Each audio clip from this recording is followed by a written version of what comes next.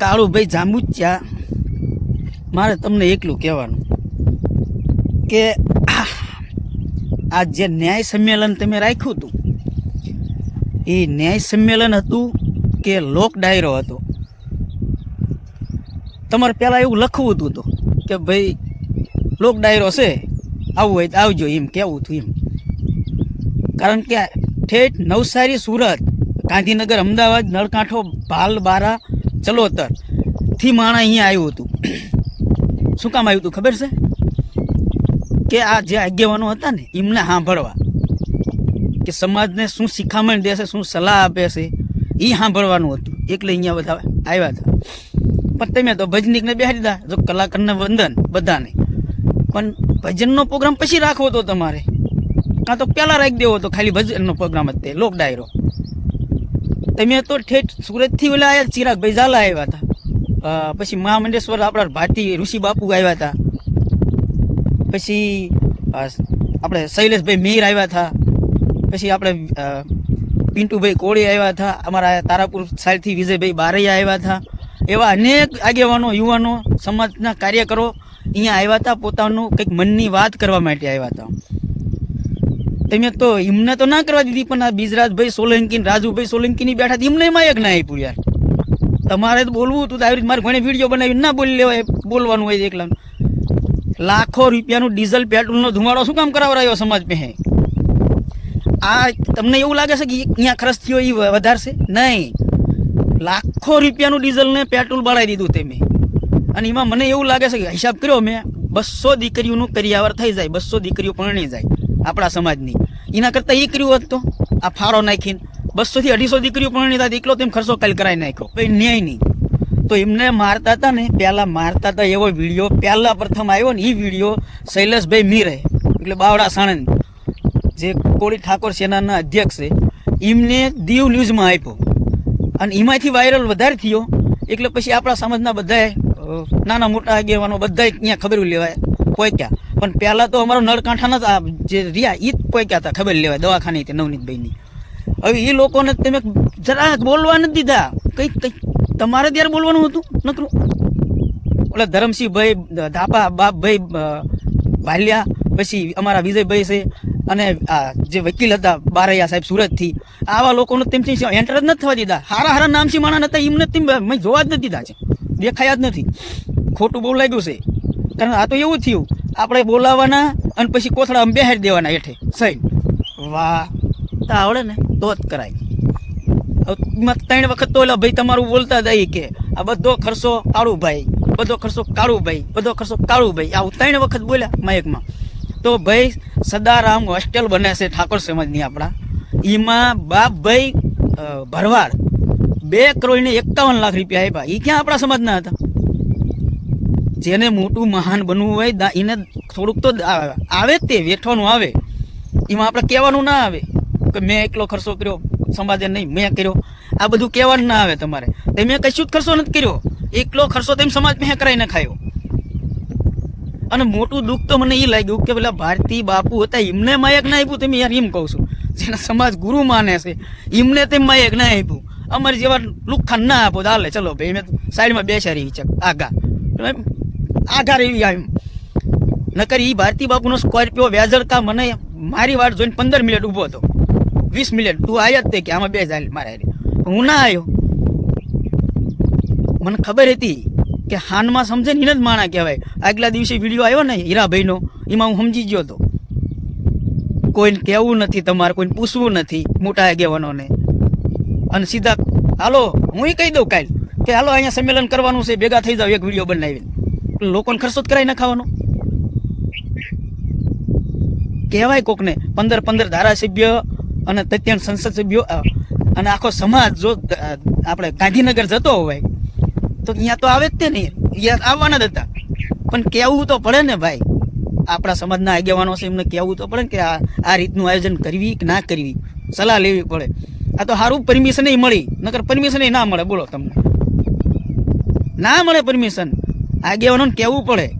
જેને ભીષ્મા પિતા આપણે માનવી છે એને જ તેમને પૂછ્યું તો શું આવીને. અમારે બીજી વાત એ કે સમાજ ઉજળો હોય ને તો એ કહું તમને મારા બાપા મને એવું કહેતા 95-98 સાલમાં મારા બટન આમ ખુલ્લા હોય ને એટલે આમ એમ કે મારી દે તેમ કે બટન તૂટલું છે તો કે સાપ માર, અને એવી રીતે મેકલતા. જેમ ખબર છે, કારણ કે એ સમય એવો હતો આપણે નીકળવી અને કોઈ બીજી જ્ઞાતિનો માણસ હોય ને બટન ખુલ્લા પાડી જાય એટલે પહેલાં 2 લાફા મારે આમ, અને પછી એ પૂછે ખબર નથી પડતી બટન વાંખવાનું જેવો છો તો કે આ કોળી, બીજો ફરીને ઠોકે.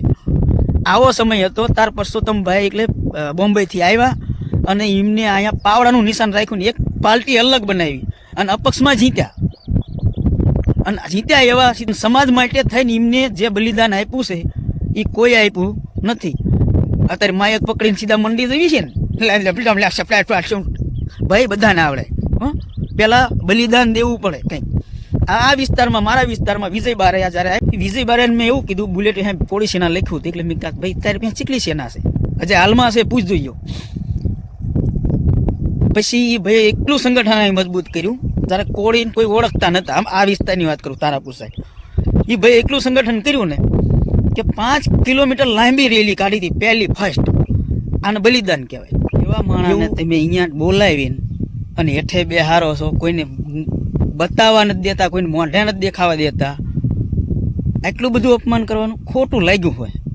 બલિદાન બહુ દીધેલા છે એવા માણસોને તમે હેઠે બેહાડી દીધા એમ બોલાવી. સોલંકી પરિવારે બલિદાન આપેલું છે, પછી આપણે બટન ખુલ્લા રાખીને રખડતા થયા છીએ. એમના ગુણ ભૂલાય નહીં એટલે એમને પૂછાય બધા ભીષ્મ પિતા ને બાપજી શું કામ કહે છે એટલે આપણે કંઈક પૂછવું પડે. મારે જ મારા બાપાને મારે અત્યારે છે નહીં, પણ મારો છોકરો કંઈક કરવાનો હોય એટલે મને પૂછે ને કે બાપા આમ કરું કે ના કરું. સારા કપડાં લેવા જવું હોય તો પૂછે આપણને, બરાબર. તો તમારે આખો સમાજ ભેગો કરવો તો તમે ભીષ્મ પિતા ના પૂછો યાર, ખોટું તો લાગે ભાઈ, સમજ્યા. અને એમાં તે તમે પાછા આ બોલાવીને હેઠે બેહાર્યા અને માયક ના આપ્યા, 2 મિનિટ વાત કરવાય ના આપી. ભાઈ શું તમારા મન કહેવાનું છે એ કહો. અને તમારા ભજન જ સંભળાવા હતા અને ડાયરો જ કરી નાખવો હતો, લખી નાખવો હતો કે ભાઈ ડાયરો હશે જેને આવવું હોય ને આવજો, તો તમને સમજણ પડે. તો એટલું પબ્લિક ના ભેગું થાય. કરો લો ડાયરો ના થાય એવી રીતે. આ તો બધાને કહેવું હતું કે ભાઈ સમાજને અમુક જગ્યાએ હજે અમુક ગામડા છે અહીંયા હજે અન્યાય થાય જ છે એટલે એ કે જણાવવા આવ્યા હોય એ તમારે સાંભળવાનું આવે. ઘરના માયક પકડીને ના મંડી જવાય ભાઈ. અને તમે તો એટલે બિજરાજભાઈ માયક ના આપ્યું યાર, ચિરાગભાઈ ના આપ્યું. હાજર હતા એ આપણા આગેવાનો વડીલો, એમના નામ ભારતી બાપુ, રાજુભાઈ સોલંકી, ચિરાગ ઝાલા, બિજરાજ સોલંકી, શૈલેષ મેર, પિન્ટુ કોળી, મયુર જમોડ, બળદેવ સોલંકી, વિજય બારૈયા, ધરમસિંહ દાપા, બાબુ દાદા ભાલિયા. અને જે આમ ખાલી માયક હાથમાં પકડે પબ્લિકના હોકારા થાય એવા તેમ માયક ન થાય પૂ. એટલે ખોટું તો લાગ્યું છે કાળુભાઈ જાંબુચા. તમને ત્યાં કદાચ મારા આ વિડીયોથી વાહમું લાગે ને તો 2-4 રોટલી વધારે ઉપાડી લેજો અને હોઈ જજો શાંતિથી. આ હરખો જવાબ કીધો તમને મેં. સમજાય જેકું છે કે આટલા રૂપિયા તમે બગડાયા એટલામાં તો 200 દીકરીના ઘર વસી જાય. એને કામ કર્યું કહેવાય સમાજે. આવા કામ થોડા કરવાના હોય. હાવ હા બહાર પાડ દો. હાલો હું પાડું કે 1 તારીખે 4 મહિનામાં મહાસંમેલન તારાપુરમાં કરું છું એટલે પબ્લિકના રૂપિયાનો ધુમાડો કરી નાખવાનો ને પછી હું એકલો બોલ્યા કરું હેલો માલો હા બોલો ને લણુદાના નામ. એવું ખોટું લાગે ને તો હજે કહું છું 3 રોટલી બીજી મારા નામની ખાઈ લેજો. રાવડી તારા બોલાવીને તમે અપમાન કર્યું હે. આવું અમારું બહુઠાન મેળામાં થતું. બહાર લખ્યું હોય અને બોલતા હોય કે ગધાડું ગાય છે, ગધાડું ગાય છે, ગધાડું ગાય છે. એટલે અંદર ટેપ કે સ્પીકર ચાલુ હોય સાઉન્ડ એટલે બહાર કોકને એવું લાગે ગધાડું ખાસું ગાતું હોય છે. અંદર જઈ ટિકિટ લઈને જવી તો એક બાજુ એમ કે જો આ ગધાડો બાંધ્યું છે, આ ગાય બાંધી છે, જોઈ લો. પછી જોઈને ઓલા બહાણે નહીં કાઢે પણ અહીંયા ઊભા રાખીને 2 જણા આપણને એમ કે જો આ વાત કોઈને બહાર કીધી તો તમારી કુળદેવીના હમ છે. આવું તમે કર્યું આ સમાજ હારે કે ન્યાય સંમેલન મહાસંમેલન અને કર્યો તમે અહીંયા તમારું જ કર્યું. બધી 3 જણાએ એક કાળુભાઈ જાંબુચા, કિશન મેર અને અશોક મામસી, આ 3 વ્યક્તિએ આખા સમાજના આગેવાનોનું અપમાન કર્યું બોલાવીને. મને એટલું દેખાય તો ભાઈ તમે 3 સાંભળો કે સમાજ ગાદીએ બેહારી શકે અને પાળી શકે, અને રાજકારણ તો કરતા જ નહીં સમાજના નામે મહેરબાની કરીને. નકર રાવળિકા મગથર ગુમ્યો ને તો પૂછી લેવાનું જેને ખબર છે એ નહીં. અને મારે રાજકારણમાં નથી આવવાનું, પણ એ કહી દઉં તમને, તમે પૂછી લો. અમારા વિસ્તારના ઘણા બધા આગેવાનો છે, એમને પૂછી લો. લગભગ 20 વર્ષ સેવા આપું રાજકારણમાં, ચાહે હું જવા તૈયાર નહીં. ઓલામાં રેલ્યું બેલ્યું બધે જાઉં, પ્રચારમાં જાઉં, બધું. પણ રાજકારણમાં આપણે નાનું એવું સરપંચ નથી બનવું હો ભાઈ. એટલે રાજકારણમાં આવવા હાટું કોઈ આપણા નખરા હશે નહીં પાછા. બસ જય માતાજી. અને ભાઈ કાળું ભાઈ, હા શું કહું છું તમને, ખોટું લાગ્યું ને તો હજે તે 2-5 રોટલા ખાઈ જ લેજો. તમે હાથે કરીને અપમાન કર્યું છે એમ સાહેબ. આવી ખબર ના પડે નાના હતા તમે કે આવા આગેવાનોને આપણે બોલાવ્યા છે, બેહારવી, માયક આપી, માન સન્માન આપી, એવી તમને ખબર ના પડે યાર. તમે વડીલને મારે શું કહેવું. અને લાસ્ટમાં એટલું કહું કે આ મહાસંમેલનના નામે કે જે નામે તમે પરમિશન દેવરાવનાર દિવ્યાસભાઈ સોલંકીનો ખૂબ ખૂબ આભાર. જય માંધાતા, જય કોળી સમાજ. જય માંધાતા. હાલ ભાવનગર મહાસભા રાખવામાં આવી હતી.